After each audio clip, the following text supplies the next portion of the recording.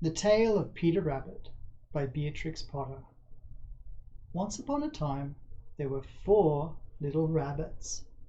Their names were Flopsy, Mopsy, Cottontail, and Peter. They lived with their mother in a sandbank underneath the root of a very big fir tree. "Now, my dears," said old Miss Rabbit one morning, "you may go into the fields or down the lane.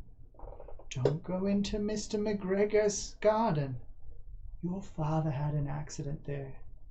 He was put in a pie by Mrs. McGregor. Now run along and don't get into mischief.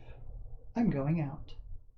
Then old Miss Rabbit took a basket and her umbrella and went through the wood to the baker's. She bought a loaf of brown bread and 5 currant buns. Flopsy, Mopsy, and Cottontail, who were good little bunnies, went down the lane to gather blackberries. But Peter, who was very naughty, ran straight away to Mr. McGregor's garden and squeezed under the gate. First he ate some lettuces and some French beans, and then he ate some radishes. And then, feeling rather sick, he went to look for some parsley.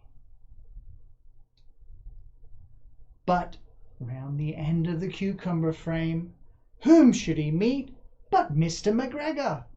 Mr. McGregor was on his hands and knees planting out young cabbages. But he jumped up and ran after Peter, waving a rake and calling out, "Stop, thief!" Peter was most dreadfully frightened. He rushed all over the garden, for he had forgotten the way back to the gate. He lost one of his shoes among the cabbages and the other shoe amongst the potatoes. After losing them, he ran on 4 legs and went faster, so that I think he might have gotten away altogether if he had not unfortunately ran into the gooseberry net and got caught by the large buttons on his jacket. It was a blue jacket with brass buttons, quite new. Peter gave himself up for lost and shed big tears, but his sobs were overheard by some friendly sparrows, who flew to him in great excitement and implored him to exert himself. Mr. McGregor came up with a sieve which he intended to pop upon the top of Peter, but Peter wriggled out just in time, leaving his jacket behind him, and rushed into the tool shed and jumped into a can. It would have been a beautiful thing to hide in if it had not had so much water in it. Kerchoo! Mr. McGregor was quite sure that Peter was somewhere in the tool shed, perhaps hidden underneath a flower pot. He began to turn them over carefully, looking under each. Presently Peter sneezed. Kerchoo! Mr. McGregor was after him in no time, and tried to put his foot upon Peter, who jumped out of the window, upsetting 3 plants. The window was too small for Mr. McGregor, and he was tired of running after Peter. He went back to his work. Peter sat down to rest.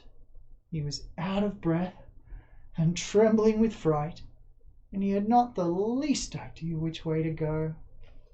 Also, he was very damp with sitting on that can.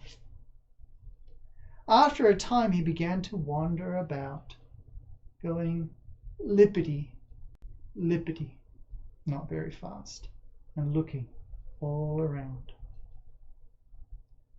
He found a door in a wall, but it was locked, and there was no room for a fat little rabbit to squeeze underneath. An old mouse was running in and out over the stone doorstep, carrying peas and beans to her family in the wood. Peter asked her the way to the gate, but she had such a large pea in her mouth that she could not answer. She only shook her head at him. Peter began to cry. Then he tried to find his way straight across the garden, but he became more and more puzzled. Presently he came to a pond where Mr. McGregor had filled his water cans. A white cat was staring at some goldfish. She sat very, very still. But now and then the tip of her tail twitched as if it were alive. Peter thought it best to go away without speaking to her. He had heard about cats from his cousin, little Benjamin Bunny.